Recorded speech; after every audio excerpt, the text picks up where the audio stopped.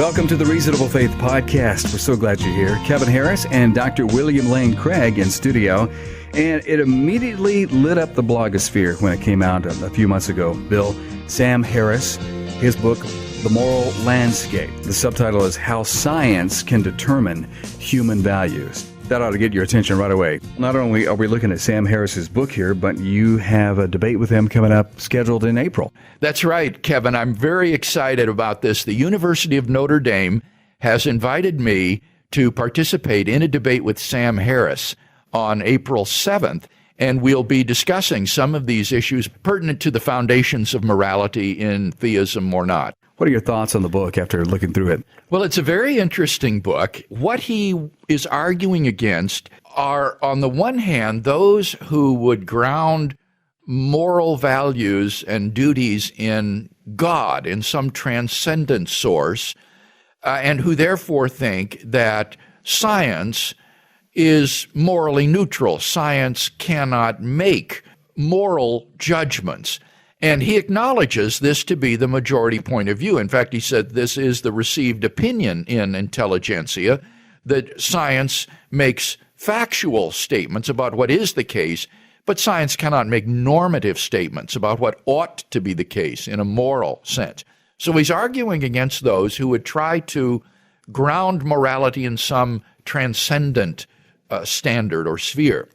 On the other hand, he's also arguing against those who are relativists and subjectivists and say, therefore, there are no moral values. Moral values are purely subjective. They are just the products of socio-biological evolution, and they could be quite different, and therefore, there are no objective moral values and duties. Against them, Harris wants to affirm a strong moral objectivism, that it really does make sense to talk about the good life or about things that are evil and wrong, and wants to affirm this kind of moral objectivism. And he will attempt to, therefore, take a position where he will ground moral values in science. Science will tell us or furnish us a sort of science of the good and what it means to lead the good life. It's almost like he wants to rescue what disbelief in God takes away, in a sense, or at least in the minds of many people. Who's he trying to convince here? It's like, okay, we're atheists, we're secularists, we're agnostics, but that doesn't mean we have to be a moral relativist. I think that's the aim. I think that's the aim. He wants to provide an alternative to the sort of moral nihilism that modernity has been heir to ever since Nietzsche and his declaration of the death of God. And a good many atheists like Russell and Sartre, for example, have said that in the absence of God, there are no objective moral values and duties. Ethics is basically a subjective illusion of human beings. We are primates on this little planet beset with delusions of moral grandeur about our own value and worth. And so it's against that sort of moral nihilism, I think, that Harris is reacting here. He wants to show his fellow atheists that they too can be moral objectivists. Wow. It's, once again, though, a popular book. I mean, the audience seems to be limited, but Sam Harris's books tend to sell well, this is what he says in an interview with Amazon.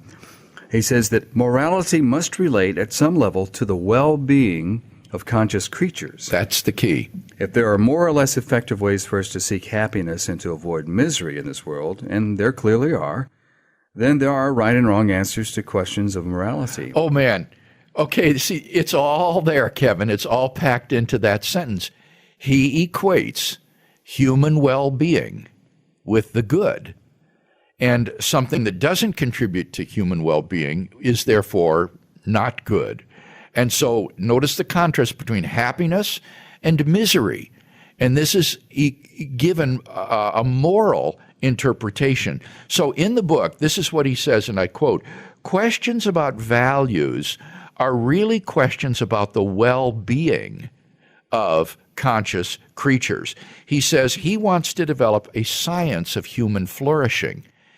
And my reaction to that is to say, well, wait a minute. Why equate human flourishing with the good?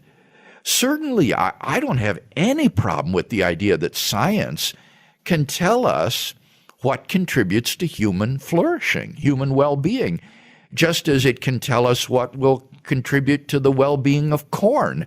If you want to grow corn, then there's a whole agricultural science that will tell you how to produce the healthiest, most productive corn, what contributes to the well-being of corn, or what would contribute to the well-being of a slime mold in the laboratory, the moisture, the temperature, the nutrients that need to be present for the well-being of a slime mold. And similarly, I don't see any reason to think that science couldn't develop a science of human flourishing, what will contribute to the well-being of this primate species, Homo sapiens, on the planet Earth. But on atheism, on naturalism, I see absolutely no reason to invest that with moral value and to equate human well-being with the morally good. And this is the unspoken assumption of the book, which, so far as I can see, he doesn't attempt to justify. What is the moral landscape in Harris's view? Well, this is how he defines the moral landscape. He says the moral landscape is a space of real and potential outcomes whose peaks correspond to heights of potential well-being and whose valleys represent the deepest possible suffering. So that's just a fancy way of saying that the moral landscape is a sort of space which comprises the highs and the lows of human well-being. And the highs are when people really flourish well, and the lows, the troughs, are when people really suffer the most. And so he says the moral landscape is just this sort of graphic display of the highs and the lows of human well-being, and science can develop findings about what will contribute to the highs and the lows of human well-being, to which I would say, well, of course it can, but why think that this is a moral landscape? It seems to me that there is a fundamental assumption here that is being made that what contributes to human well-being is good and what detracts from it is bad. And in a moral sense, I see no reason to think that's true on atheism.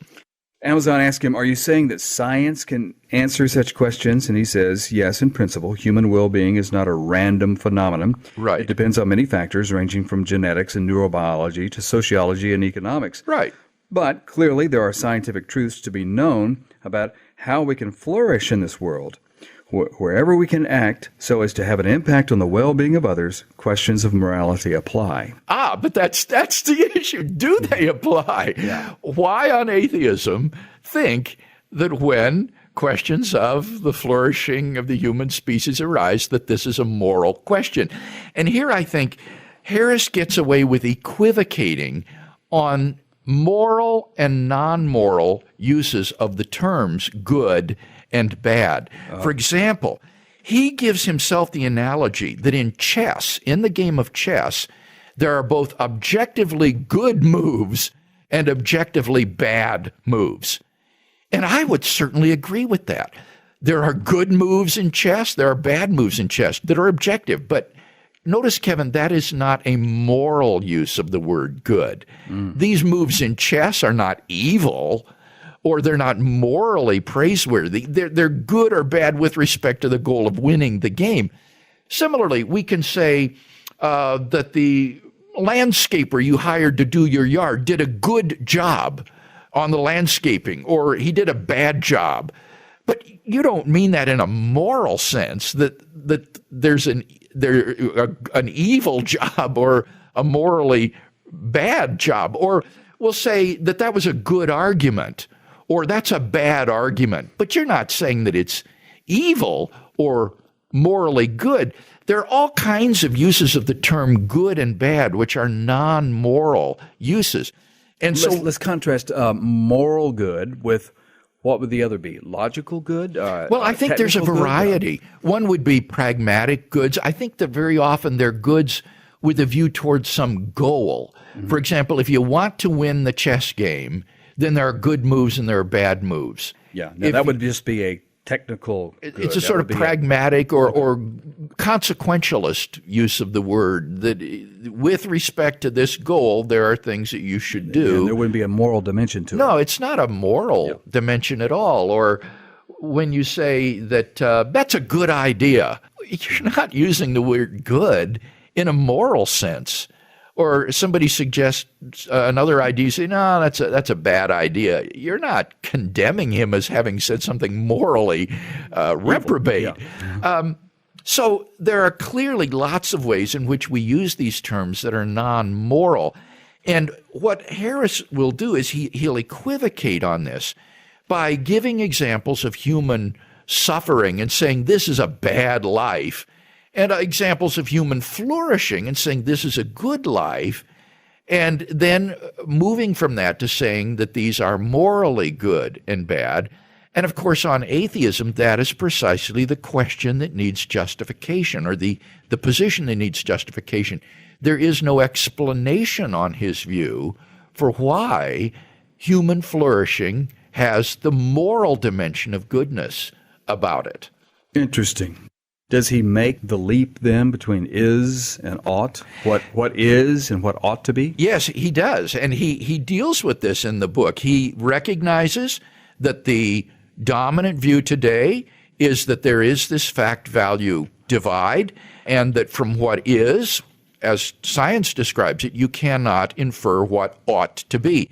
But he says that this is illusory in three senses, and here's his three arguments as to why this is an illusory distinction. First, he says, whatever can be known about maximizing the well-being of conscious creatures must translate into facts about brains.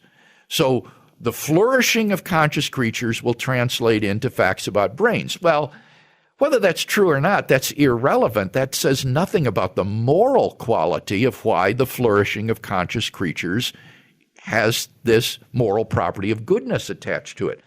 Secondly, says the very idea of objective knowledge has values built into it. For example, you must value logical consistency, reliance on evidence, and so forth. So when you say you have objective knowledge, you are making statements that have certain norms applied to them. Well, this, again, I think, is a good use or good example of this equivocation between moral and non-moral uses of the good. It's good to be logically consistent, but you don't mean that in an ethical sense. The person who is logically inconsistent isn't evil as a result of being inconsistent. Someone who fails to rely on the evidence is using a bad argument, but that doesn't mean he's doing something morally wrong. So he's again equivocating on these different uses of the term. And then thirdly, he says beliefs about facts and beliefs about values arise from similar processes in the brain. Well, again, that's just irrelevant. It may be the same portions of the brain, the same neural firings that bring about beliefs about facts and beliefs about values, fine, but that doesn't do anything to show that facts about what contributes to human flourishing are therefore moral facts, that this is something that is normative. So it seems to me that he has just failed to give any justification for equating the flourishing of conscious creatures with the moral good. And in fact, he says on page 12 that we should define the good as that which supports the well-being of conscious creatures. You just define it that way. And therefore, he says it makes no sense to ask whether maximizing the well-being of conscious creatures is good. It makes no sense because that's the way you've defined it. It's just stipulated. So you define it into existence. Yeah, you just define the flourishing of conscious creatures as the good, and then it makes no sense to ask, well, why is the flourishing of conscious creatures good? Right. Because you've just defined it that way. Okay. So he sees that as the stopping point then, as the end. Yeah. And I would argue, as I have in my published work, that is simply a sort of stubborn humanism, which is premature. It is arbitrary and lacks any kind of explanatory power. Man is the measure. Yes, or at least conscious beings are the measure. Yeah, go ahead. So it's interesting here. There's a kind of sop thrown to the animal rightists. Conscious life is the measure. And I wondered as I read this, I thought, well, gee, I wonder why he discriminates against non-conscious forms of life. The poor non-sentient creatures get kind of left out here. I mean, after all, there is a science of what contributes to the flourishing of corn, or there's a science of what contributes to the flourishing of slime molds or conches or slugs. They kind of get left out here. There's a science of what contributes to their flourishing, but that isn't defined to be part of the good. And I wondered, well, on what basis? Again, it seems there's a sort of speciesism going on here where one is simply adopting an unjustified bias toward one's own species. So he's gone beyond man is the measure to sentient beings. Sentient life is the measure. I'm curious, Bill, if we did an experiment in society for 20 years wherein we eliminated everyone over the age of 65, executed them, put them to sleep, and we saw a huge spike in quality of life as far as economics, less traffic, less healthcare cost, less burden on society and all this, and you saw this flourishing, this human flourishing all of a sudden. I think that Sam Harris would point to that and say, yeah, but these people over the age of 65 are humans and they're conscious and we ought not do that. I'm sure he would say that. But if you just the question is, doesn't his view impel one toward that conclusion? And I think, Kevin, here we begin to see the really sinister side of this view of the moral good. He says in the book that a piecemeal account is now emerging of how human beings flourish.